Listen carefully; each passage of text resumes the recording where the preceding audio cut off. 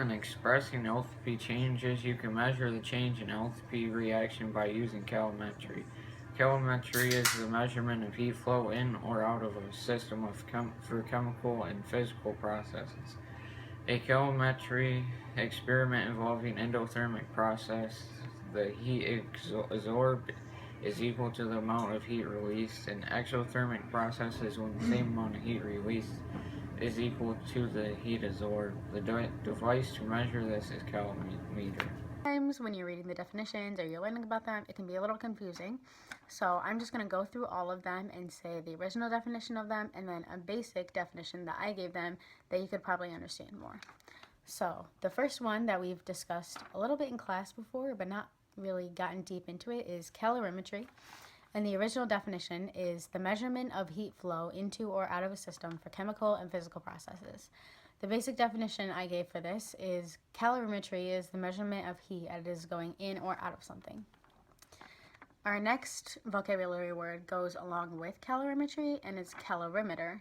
And the original definition is the insulated device used to measure the absorption or release of heat in chemical or physical processes. The more basic definition I gave for this one is an insulated object used to accomplish the process of calorimetry. A lot easier than the one before. The next vocabulary word is enthalpy. The original definition is a thermodynamic property of a system equal to the sum of its internal energy and the product of its pressure and volume. That's a lot to think about. So the basic definition I put is the sum of internal energy of a body/system and the product of its volume multiplied by pressure. That's a lot easier to think about than the original definition. Our next one is a thermochemical equation, and the original definition of that would be a stoichiometric chemical equation that includes the enthalpy change. And the basic definition I gave for this, which wasn't really hard because the original definition wasn't hard to understand, was a chemical equation that includes enthalpy change. Simple.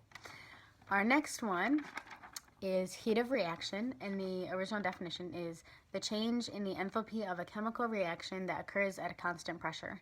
And the basic definition I gave for that is the enthalpy change for the chemical equation exactly as it's written. So nothing's added, nothing's changed, it's just the equation.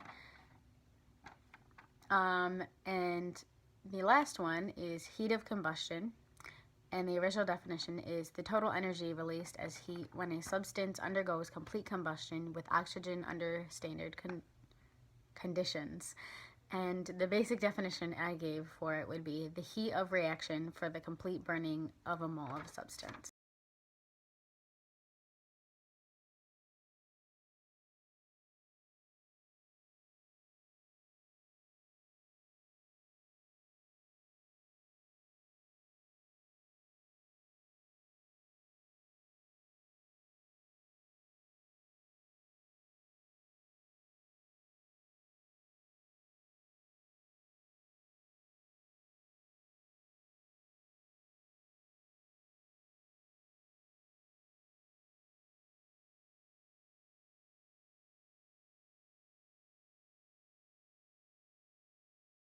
Give you a quick 1-minute summary on calorimetry. So calorimetry by definition is the measurement of heat flow into or out of a system for chemical and physical processes. You would use calorimetry to figure out how much heat is flowing into or out of something. And usually when you're figuring out calorimetry, you also figure out the enthalpy change. To figure out or use calorimetry, you would need a calorimeter, obviously.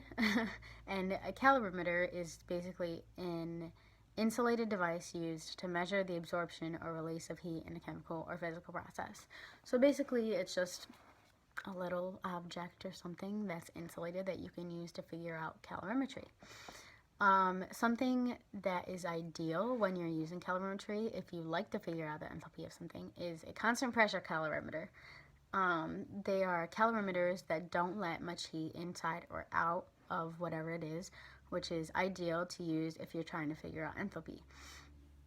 The enthalpy is basically just the heat flow of a system at a constant pressure. So same thing as what you're trying to figure out when you're using calorimetry, just at a constant pressure. So obviously, if you're trying to figure out the enthalpy, which is at a constant pressure, you want to use the constant pressure calorimeter.